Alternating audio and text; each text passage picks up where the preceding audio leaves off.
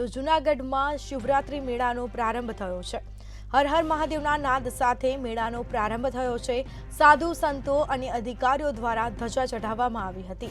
4 દિવસ થશે ભોજન, ભક્તિ અને ભજનનો ત્રિવેણી સંગમ। તો ભવનાથ મહાદેવની પૂજા કરીને મેળો ખુલ્લો મુકાયો છે। તો જૂનાગઢમાં મહાશિવરાત્રી મેળાનો પ્રારંભ થયો છે।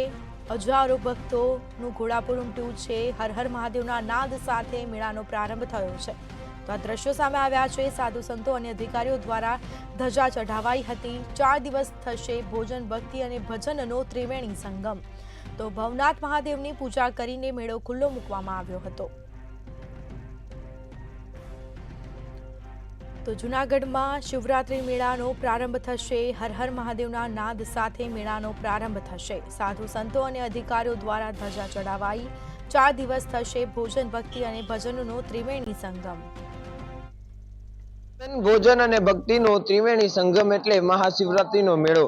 આજે મહાશિવરાત્રીના મેળાની વિધિવત રીતે પ્રારંભ થયો છે। જે રીતે જૂનાગઢના ભવનાથ મંદિર ખાતે સાધુ સંતો અને અધિકારીઓ, પદાધિકારીઓની ઉપસ્થિતિમાં મંદિર ખાતે પ્રથમ ધ્વજારોહણ કરવામાં આવ્યું અને બાદમાં જે 3 અખાડાઓ છે ત્યાં ધ્વજારોહણ થયું છે અને જે જુદા જુદા આશ્રમો છે ત્યાં ધ્વજારોહણ થયા બાદ તમામ અન્નક્ષેત્રો છે તે શરૂ કરવામાં આવશે।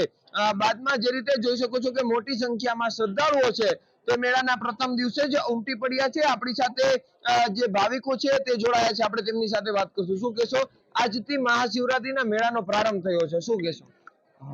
આજે પવિત્ર દિવસ કહેવાય અને આજે જે સાધુ સંતોનો કે જે આશીર્વાદ લેવાનો લાવો છે પરંપરાગત, આજ બહુ આનંદનો દિવસ છે। તો જે રીતે મહાશિવરાત્રીના મેળાની આજથી જે પ્રારંભ થયો છે ને જેને લઈને મોટી સંખ્યામાં શ્રદ્ધાળુઓ છે તે હાલ ભવનાથ વિસ્તારમાં ઉમટી પડ્યા છે। તો બીજી તરફ જે સાધુ સંતો દેશ વિદેશથી આવ્યા છે તેમણે ધૂણી ધખાવી અને શિવમાં લીન બન્યા છે। અમારા બખાઈ મંતવ્ય ન્યૂઝ, જૂનાગઢ।